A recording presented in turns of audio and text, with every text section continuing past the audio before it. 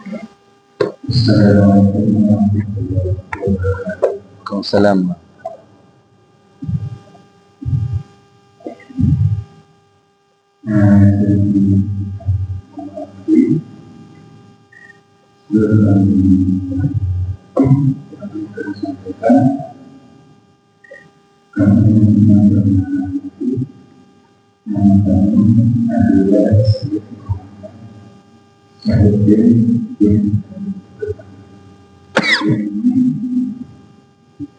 Termasuk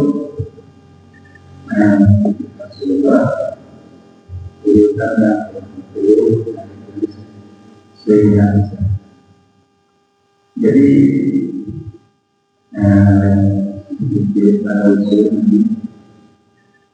di kampung-kampung jadi yang menjadi imam adalah para hadis. Jadi banyak yang menjadi imam hadis-hadis di setiap hadis. Jadi kami harus ulang kalau bisa kajian juga itu kalau bisa ada atas diadakan hadis ini untuk supaya orang yang mampu bisa menjadi imam di setiap jadi kita ini kalau bisa ini untuk mengumpulkan sebelumnya ini persilakan Ya. Nah, ini usulan ini. Nah, terima kasih. Khusus di tempat kami di Mudi sudah berjalan sekitar 4 tahun atau 5 tahun sebelum COVID. Program tahfidz, tapi kami memberi istilah tahfidz ba'da tafaqquh. Artinya hafal Quran sudah paham ilmu. Jadi tahfidz di Mudi tidak diajarkan untuk santri pemula, tapi untuk santri yang sudah belajar kelas 7. Cuman sampai hari ini kita belum mewajibkannya, masih sifatnya kita beri pilihan. Alhamdulillah walau kita beri pilihan, sekarang ada anggota sekitar 15 orang. Mereka dengan sukarela menghafal Quran, murajaah, mengulang-ulang. Ada yang sudah khatam, ada yang sudah hafal 17 juz, ada yang sudah 20 juz, ada yang masih di bawah 10 juz. Artinya pesantren-pesantren besar yang ada di Aceh, mereka sudah membuka diri untuk membuka tahfidz. Karena mungkin berangkat dari kesadaran kita selama ini ada tempat-tempat yang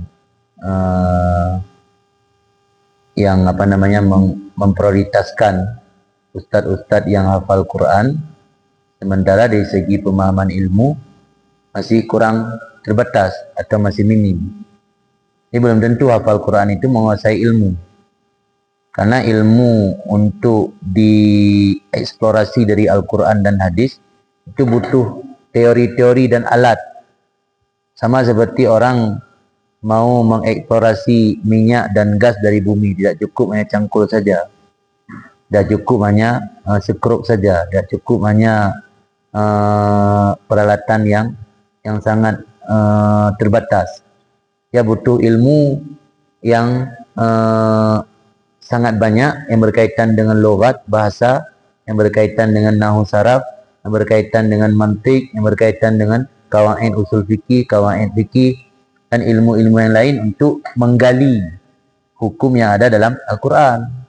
Al-Quran itu ibarat masih tanah dia, belum nampak ada minyak di dalam, ada emas, permata. Kita harus gali dulu, baru keluar yang namanya permata, minyak, segala macam. Jadi untuk merespon keinginan masyarakat tersebut, antara lain di Mudi sudah membuka program tahfidz, dan di Kutakrung juga sudah membuka program tahfidz di Darul Munawwarah. Ada juga yang sudah khatam 30 juz. Cuman kemarin belum ada yang dari dataran tinggi. Insya Allah ke depan mudah-mudahan ada yang dari dataran tinggi, pulang nanti kan bisa dapat prioritas jadi imam. Karena nggak mungkin semua yang belajar hidayah itu diproduk jadi ulama. Kami waktu belajar dulu kelas 1 ada 300 orang yang satu letting dengan kami, 300 lebih. Tapi yang sampai hari ini mendirikan pondok pesantren atau balai pengajian bisa dihitung dengan jari. Tak sampai 10 orang. Padahal dulu waktu masih kelas 1, kelas 2, 300 lebih. Artinya Allah sudah menentukan apa masa depan kita. Mau jadi pengusaha, jadi toki, jadi rakyat biasa, jadi ulama, jadi PNS. Jadi belajar di daerah ini bukan berarti sudah pasti jadi ulama. Minimal kita sudah paham ilmu agama. Jadi memahami agama disebut tafaqquh. Hafal Quran disebut tahfidz. Orang yang hafal Quran disebut hafidz. Orang yang paham agama disebut faqih atau alim. Ini terjadi perbedaan bukan masa sekarang. Ketika abad kedua sudah mulai. Abad kedua, Imam Syafi'i sudah memisahkan antara qari dengan faqih. Karena pada masa beliau, banyak orang paham agama, tapi dia tidak hafal Quran. Dan ada juga orang hafal Quran, tapi dia tidak paham agama. Tidak paham secara detail. Dari abad kedua sudah mulai, bukan baru-baru ini. Maka tidak heran ketika ada pondok tahfidz, dia fokus untuk hafal Quran saja. Nggak mau dia mengajarkan anak-anak misalnya baca kitab, mau paling diajarkan ilmu fardu ini.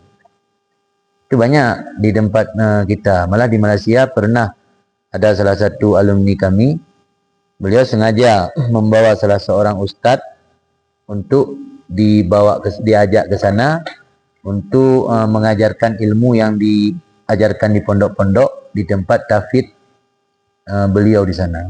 Ternyata gagal. Kenapa gagal? Pertama jadi masalah ketika anak-anak disuruh ngaji, jadi benturan dengan guru yang mengawasi tahfidz. Ini kata guru yang mengawasi tahfidz, ini kalau anak-anak suruh ngaji nanti dia nggak ada waktunya terhafalan. Nanti hafalan kepala dia terganggu kapan dia hafal, kapan dia belajar ilmu nahwu saraf. Sedangkan kalau belajar kitab, nggak belajar ilmu nahwu saraf, nggak bisa baca kitab. Akhirnya tidak jadi, hanya alasan terganggu. Kemudian buat alternatif kedua, pilih santri yang kurang cerdas. Artinya dia nggak sanggup hafalan. Daripada nggak dapat apa-apa, hafalan pun nggak jadi, kitab pun nggak bisa baca. Yang namanya kita fokus untuk anak-anak yang kurang cerdas kan gagal juga namanya. Berarti yang cerdas nggak diizin pakai karena mereka biar fokus untuk Al-Quran. Dipakai anak yang kurang cerdas, akhirnya kan nggak ketemu juga.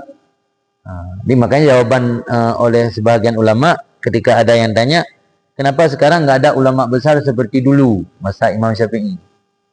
Jawabannya yang paling mengena dan memang realitas seperti itu. Karena orang zaman sekarang anak yang pintar-pintar itu diantar masuk kedokteran. Yang pintar-pintar itu diantar masuk politeknik, masuk teknik sipil. Maka tinggal yang kurang cerdas bawa masuk pesantren. Di pesantren ini TPA, tempat pembuangan akhir. Jadi dia gagal masuk ke universitas ternama, universitas favorit, diantar masuk pesantren. Kemudian dikatain lagi, nggak ada ulama sekaliber dulu. Dulu yang belajar sama Imam Malik, santri yang sudah hafal Quran dan hafal kitab hadis, umur 7 tahun. Jadi standar masuk pesantren dulu, hafal Quran dan hafal hadis. Standar masuk pesantren sekarang, yang penting bisa baca Quran. Itu pun pesantren besar, kalau pesantren kecil-kecil di kampung, standar masuk pesantren sekarang, yang penting dia agama Islam. Jadi kan ketika berkurang standarisasi untuk masuk pesantren, ini penyebab hilang ilmu. Maka kata sebagian ulama, min asyaratis sa'ah, di antara tanda-tanda kiamat, irtifa'u syara'itit ta'lim wa ta'allum liyartafi'al ilmu. Terangkatnya syarat-syarat belajar dan mengajar. Kalau terjemah bahasa sekarang, hilangnya atau berkurangnya standarisasi untuk menjadi pelajar dan guru. Dulu masa Imam Syafi'i belajar Imam Malik, standar untuk jadi santri Imam Malik tinggi. Ketika beliau menjelaskan sudah bisa hafal kitab Muwatta yang tebal, kitab hadis yang dimuat hadis di situ puluhan ribu hadis, baru Imam Malik menerima Imam Syafi'i untuk jadi santri beliau. Sekarang kalau kita buat syarat hafal Quran, mungkin 1 tahun paling ada santri 2 orang. Itu pun kalau ada. Jadi standar belajar sekarang dah berkurang beda dengan zaman dahulu. Maka jangan berharap dan jangan mimpi akan ada ulama sekaliber Imam Syafi'i. Apalagi masyarakat kita enggak mau mengantarkan anak yang cerdas ke pesantren. Karena orientasi orang zaman sekarang semua duit. Jadi ketika mereka ngantar sekolah anak atau masukkan anak ke pendidikan, dia pastikan dulu ini nanti ada untungnya, bisa menghasilkan uang, anak ini bisa menjadi ATM, menghasilkan uang, mesin uang, dia memanfaatkan anak untuk menjadi mesin uang. Maka dia antar ke pendidikan yang ada jaminan. Kalau antar ke pondok pesantren, memang orientasi orang pesantren bukan cari uang. Jadi orientasi kuliah sudah pasti untuk pekerjaan. Maka kenapa orang berlomba-lomba masuk ke doktoran walaupun harus bayar, harus ada uang uang pelicin sampai 300 juta pun mau sogok. Yang aneh masuk polisi, mau dikasih pelicin juga, padahal jelas-jelas kita sampai ke sana ditendang, latihan macam-macam lah. Tapi ada juga yang mau. Itulah tandanya manusia ini diciptakan Allah untuk menjadi khalifah, pengatur di bumi. Kalau semua orang dikasih cinta, senang oleh Allah untuk satu pekerjaan saja, tidak ada yang mau jadi aparat keamanan, tak ada yang mau jadi tentara, tak ada yang mau jadi polisi. Tapi karena Allah sengaja meragamkan kesenangan manusia, maka kita beda-beda. Ada yang senang belajar ilmu agama, ada yang senang jadi PNS, ada yang senang jadi aparat. Karena memang manusia diciptakan Allah hikmatnya untuk jadi khalifah. Khalifah ini yang mengatur bumi. Kan bumi ini banyak, ada laut, ada darat, ada gunung, ada hutan. Enggak mungkin hutan suruh atur sama ustaz. Ada polisi hutan nanti. Enggak mungkin kota diatur sama ustaz. Kan ada polisi yang menegakkan keamanan. Itu hikmat dari Allah namanya.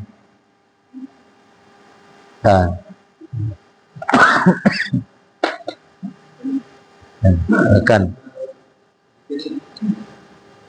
Ini Masalah? Oh, zikir.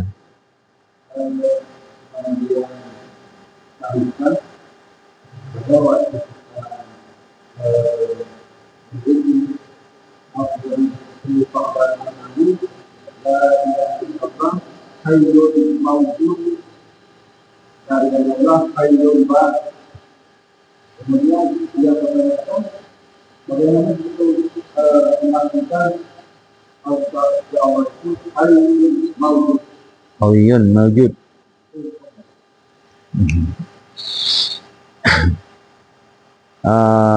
La mawjuda illallah. La ilaha illallah, la mawjuda illallah, la ilaha illallah, la masyhuda illallah. Jadi penambahan-penambahan dalam zikir itu kadang-kadang tidak ada datang dari Nabi langsung, tapi itu ditambah oleh ahli tarikat namanya. Apakah boleh? Ya boleh-boleh saja. Misalnya ada orang berzikir la ilaha illallah, urang si dong nan ganyan abdullah. Dosa adanya. Ada dosa. Kita nambah misalnya la ilaha illallah, orang tua saya namanya Abdullah. Kita tidak meyakini tambahan orang tua saya namanya Abdullah sebagai salah satu lafaz zikir, cuma hanya sekedar menambah. Kalau memang seperti itu tidak berpengaruh kepada rusak akidah. Tapi kalau sampai pada tingkatan kalau tidak menyebut orang tua saya namanya Abdullah, maka kamu tidak sah iman. Ini baru jadi masalah. Dan yang tadi orang ada yang menambah afdalul zikir la ilaha illallah al-hayyul mawjud. Secara makna ada berselisih atau berbeda. Apa makna al-hayyu? Allah Maha Hidup. Allah memang Maha Hidup. Al-Quran kan, la ilaha illa huwal hayyul qayyum. Ayat kursi. Nama ayat kursi, Allahu la ilaha illa huwal hayyul qayyum. Apa makna hayyu? Allah Maha Hidup. Apa makna qayyum? Allah Maha mengatur kehidupan hambanya. Qayyum, mengatur. Qayyum dari al-qaim. Qaim yang menjalankan dan mengatur. Al-qayyum. Menambah Al-Hayyul Qayyum tidak jadi masalah. Kemudian menambah Al-Hayyul Mawjud. Apakah Allah mawjud? Mawjud itu lawan daripada ma'dum. Ma'dum tiada, mawjud ada. Allah mawjud ada. Berarti tidak jadi masalah dalam tarikat. Karena memang beda tarikat, beda ada perbedaan sedikit, tapi yang intinya tetap sama.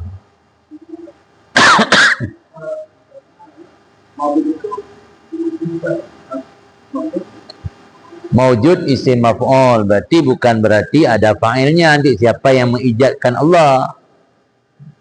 Berarti la mawjuda illallah, tidak ada yang mawjud kecuali Allah.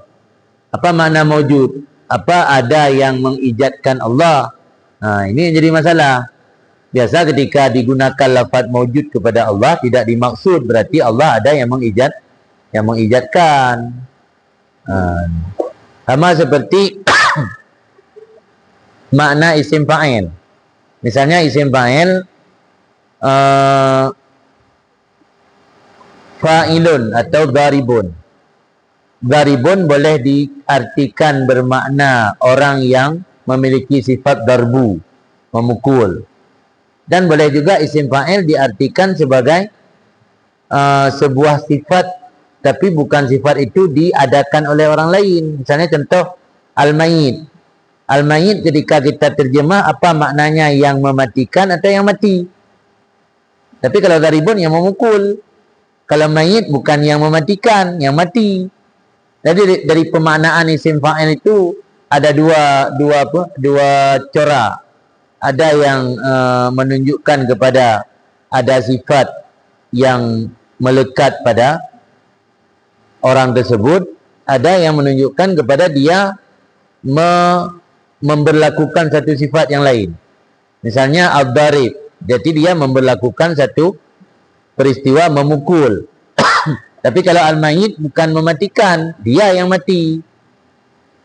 Jadi ketika mawjud dikatakan kepada Allah, bukan berarti Allah ini diijadkan oleh zat yang lain. Artinya mawjud lawan dari ma'dum. Kalau ma'dum namanya tiada, artinya tiada. Mawjud artinya ada. Bukan berarti ketika lafaz mawjud tersebut isim maf'ul, berarti Allah ini ada yang mengadakan. Jadi makna seperti itu tidak sah disandarkan kepada Allah. Di makna mawjud, makna ada saja, bukan berarti ada yang mengadakan.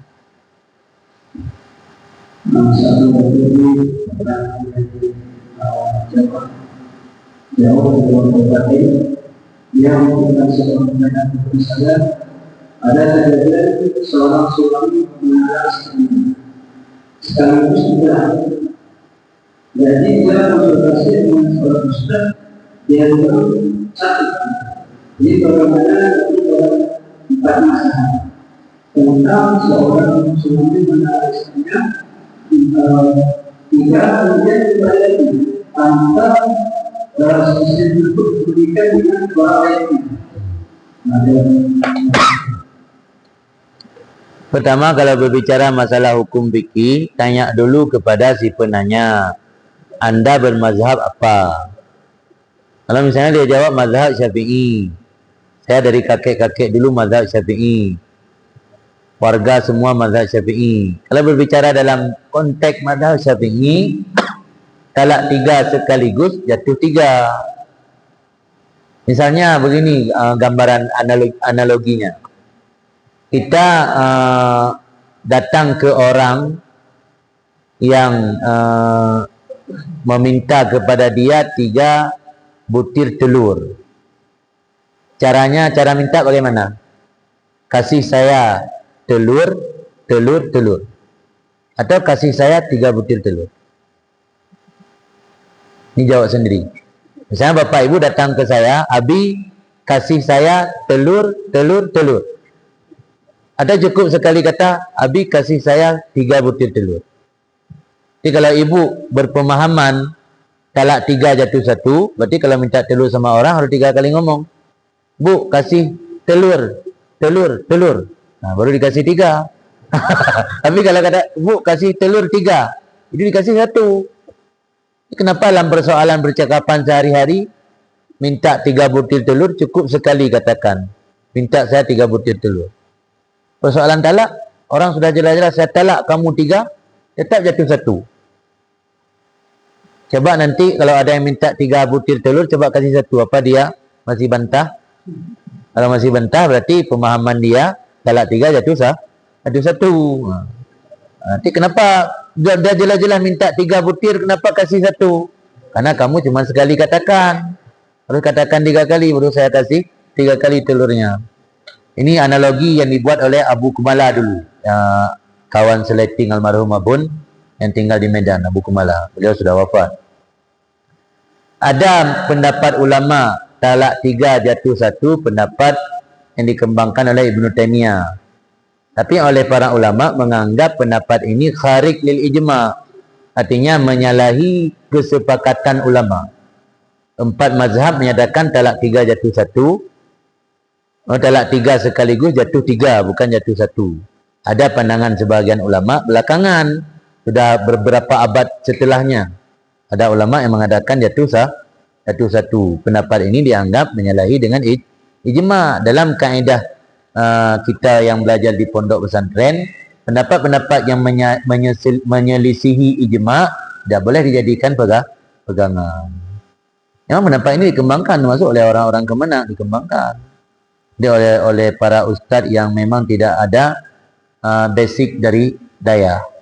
Biasa mengembangkan. Memang ada pendapat yang mengatakan jatuh 1. Tapi oleh kalangan ulama dari daya, karena ini ditanya ke kami basic daya, mungkin menjawab yang berbeda dengan apa yang menjadi pandangan orang daya. Kalau tanya ke kami, apakah boleh kita pegang pendapat tersebut? Tidak boleh, karena menyelisihi ijma'. Orang yang sudah pegang, terserah dia. Kita nggak ada hak mengurus urusan orang. Kalau sudah ditanya ke kita, jawab menurut ilmu kita. Oh, dia nggak yakin, ya ke orang lain. Nanti di akhirat berdebat sendiri. Mana yang benar? Di dunia mana kita tahu mana yang benar? Apa benar ustaz ini atau benar ustaz itu? Kan kita menurut keyakinan kita, prasangka kita, mana yang kita yakini. Itu yang kita jadikan rujukan. Yang masih terhadap pada kami, alhamdulillah, proses sebenarnya kita mungkin sebelum kita bersama tadi tersedak untuk doa, kami sebagai keluarga hadis untuk Insya Allah.